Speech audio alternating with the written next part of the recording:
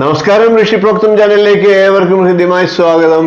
ഏതാനും ദിവസങ്ങളായിട്ട് നാം വ്യാഴത്തിന്റെ രാശിമാറ്റവും അതിനോടനുബന്ധിച്ച് മറ്റ് ഗ്രഹങ്ങളുടെ സ്ഥിതിയും എല്ലാം ചേർത്ത് വെച്ചുകൊണ്ട് ഓരോ രാശിക്കൂറുകാരുടെയും സമ്പൂർണ്ണ നക്ഷത്ര ഫലത്തെയാണ് പറഞ്ഞു വരുന്നത്. വ്യാഴ രാശിമാറ്റ ഫലം 2024 മേടം രാശിയുടെയും ഇടവൻ രാശിയുടെയും ഫലത്തെ പറഞ്ഞു കഴിഞ്ഞു. ആ വീഡിയോകൾ കണ്ടിട്ടില്ലാത്തവർ കാണുക. ഇന്ന് നമുക്ക് അതിന്റെ തുടർച്ചയായിട്ട് മിഥുനക്കൂറുകാരുടെ വ്യാഴരാശി മാറ്റവും അനുബന്ധമായിട്ട് മറ്റ് ഗ്രഹങ്ങളുടെയൊക്കെ സ്ഥിതി വെച്ചിട്ടുള്ള സമ്പൂർണ്ണ നക്ഷത്ര ഫലവും ഒന്ന് പരിശോധിക്കാം. മിഥുനക്കൂറുകാർക്ക് വ്യാഴം 12-ലാണ്. 12-ൽ നിൽക്കുന്ന വ്യാഴത്തിന്റെ ഫലം പറഞ്ഞതിനു ശേഷം പൊതുവായിട്ടുള്ള ശനിയുടെയും രാഹുവിന്റെയും കേതുക്കളുടെയും ഒക്കെ ഫലത്തെ കൂടി സംയോജിപ്പിച്ചുകൊണ്ടുള്ള മിഥുനക്കൂറുകാരുടെ സമ്പൂർണ്ണ നക്ഷത്രഫലം കൂടി പരിശോധിക്കാം. മിഥുനക്കൂറുകാർക്ക് വ്യാഴം 12-ലാണ് എന്ന് പറഞ്ഞു. രാഹു 10-ാം ഭാവത്തിലാണ്. ശനി കുംഭം രാശിയിൽ 9-ാം ഭാവത്തിലാണ്.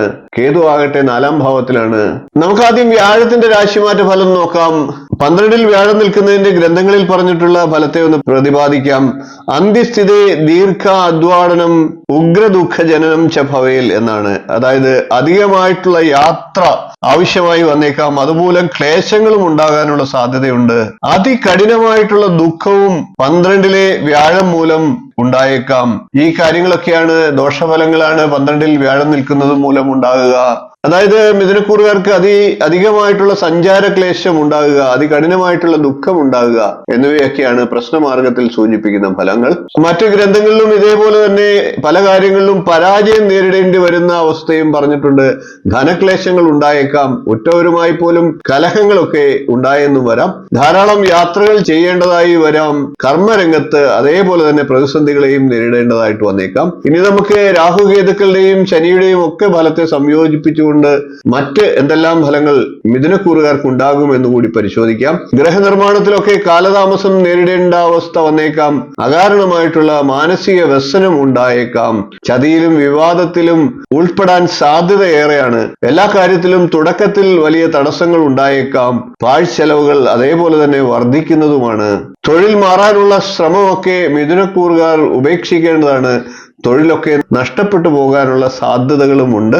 തൊഴിൽ നഷ്ടം സംഭവിച്ചാൽ മറ്റൊരു തൊഴിൽ ലഭിക്കുക തന്നെ പ്രയാസമായി തീരാം. അതുകൊണ്ട് തന്നെ തൊഴിൽ മാറ്റവും പുതിയ സംരംഭങ്ങൾ തുടങ്ങാൻ ആഗ്രഹിക്കുന്നവരുമൊക്കെ അതൊക്കെ ഒന്ന് മാറ്റിവെക്കേണ്ടതാണ്. തടസ്സങ്ങൾ എല്ലാ കാര്യത്തിലും ഉണ്ടാകാനുള്ള സാധ്യതയുണ്ട്. ദോഷഫലങ്ങളാണ് മിഥുനക്കൂറുകാരെ സംബന്ധിച്ച് പറയുന്നത് എങ്കിലും ദശാകാലം അനുകൂലമായിട്ടുള്ള മിഥുനക്കൂറുകാർക്ക് ദോഷഫലങ്ങളുടെ കാഠിന്യം കുറയുന്നതാണ്. അതേപോലെ തന്നെ ദശാകാലം മോശമായിട്ടുള്ള മിഥുനക്കൂറുകാരാണ് എങ്കിൽ ഈ ദോഷഫലങ്ങൾക്കൊക്കെ ഒരുപക്ഷെ കൂടുതൽ വർധനവും ഉണ്ടായേക്കാം. വിഷ്ണു സഹസ്രനാമം പതിവായി ജപിക്കുക, മഹാവിഷ്ണു ക്ഷേത്രത്തിൽ ദർശനം നടത്തുക. അങ്ങനെ ദോഷഫലങ്ങളെയൊക്കെ ഇല്ലാതാക്കാനായിട്ട് സാധിക്കും. വീഡിയോ ഇഷ്ടപ്പെട്ടുവെങ്കിൽ ഒന്ന് ലൈക്ക് ചെയ്യുക, ഷെയർ ചെയ്യുക, ചാനൽ ഒന്ന് സബ്സ്ക്രൈബ് ചെയ്യുക. നിങ്ങളുടെ അഭിപ്രായം കമന്റായിട്ട് അറിയിക്കുക.